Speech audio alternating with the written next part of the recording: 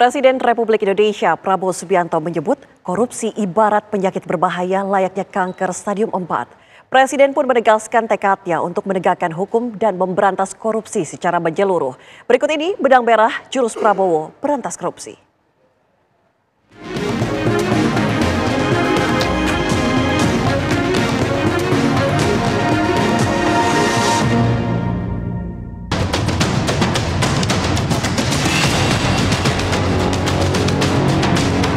Saya katakan, walaupun ada anggota Gerindra yang melanggar, saya tidak melindungi.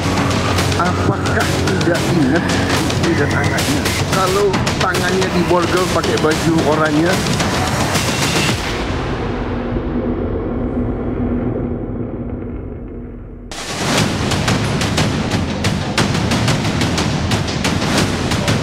Sejak pidato perdananya di hadapan sidang paripurna MPR RI usai dilantik, Presiden sudah secara gamblang menegaskan bahwa tidak ada yang kebal hukum termasuk pula pejabat atau anggota partai. Berkali-kali Presiden menegaskan bahwa pemberantasan korupsi adalah program prioritas dan pihaknya tak akan ragu untuk mengambil tindakan tegas terhadap para koruptor di semua tingkat pemerintahan.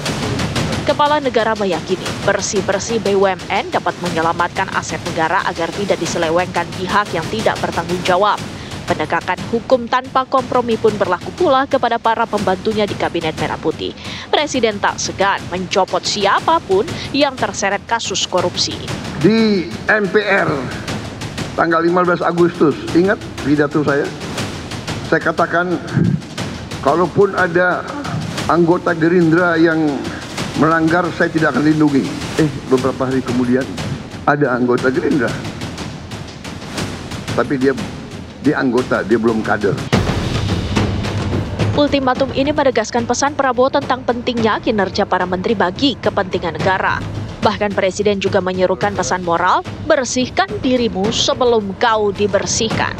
Presiden disebut menginginkan politik dan birokrasi Indonesia menjadi benteng bersih, tegak dan setia pada rakyat. Mungkin dia hilaf, saudara-saudara. Apakah tidak ingat istri dan anaknya? Kalau tangannya diborgol pakai baju oranye, apa tidak ingat anak dan istrinya? Saudara-saudara sudah dengar saya pidato berapa kali? Ya kan? Dari sebelum saya dilantik, sesudah dilantik, pada saat dilantik terus saya ingatkan, semua lembaga bersihkan dirimu sebelum kau akan dibersihkan. Dan kau akan dibersihkan pasti. Perang terhadap tindak korupsi pun menjadi salah satu fokus pembahasan yang dibawa kepala negara ke forum internasional. Presiden mengaku khawatir dengan tingkat praktik rasuah yang dinilai menjadi akar kemunduran di semua sektor-sektor. Prabowo memandang tata pemerintahan yang baik menjadi salah satu kunci jalan keluar untuk membasmi korupsi. Selain itu, Presiden mengibaratkan korupsi yang terjadi di tanah air sudah sangat parah, layaknya penyakit kanker stadium 4. Corruption is very difficult. Corruption, in my opinion, is a disease. Once it reaches stadium 4, like cancer, it's very difficult. But corruption, in my reading of history, corruption will destroy countries, nations, and regimes. So, I am determined to try to cut down corruption, and then sometimes the only thing is you must give the example, right? Meski pidana korupsi diakui sukar diatasi, sejumlah langkah-langkah konkret pun dilakukan pemerintah sebagai upaya untuk mengembalikan uang negara demi keadilan ekonomi. Pada awal bulan ini, Presiden Prabowo menyaksikan langsung penyerahan aset barang rampasan negara atau BRN kepada PT Timah Tbk yang digelar di smelter PT Tinindo Internusa Pangkal Pinang, Bangka Belitung.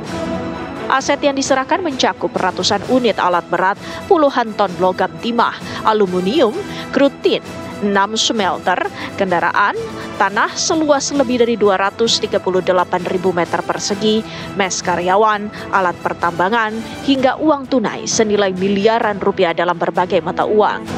Nilai total barang rampasan mencapai sekitar 6 hingga 7 triliun, belum termasuk tanah jarang atau monasid. Sementara kerugian negara akibat aktivitas tambang ilegal ini mencapai 300 triliun rupiah. Pihak berwajib, kejaksaan juga sudah menyita 6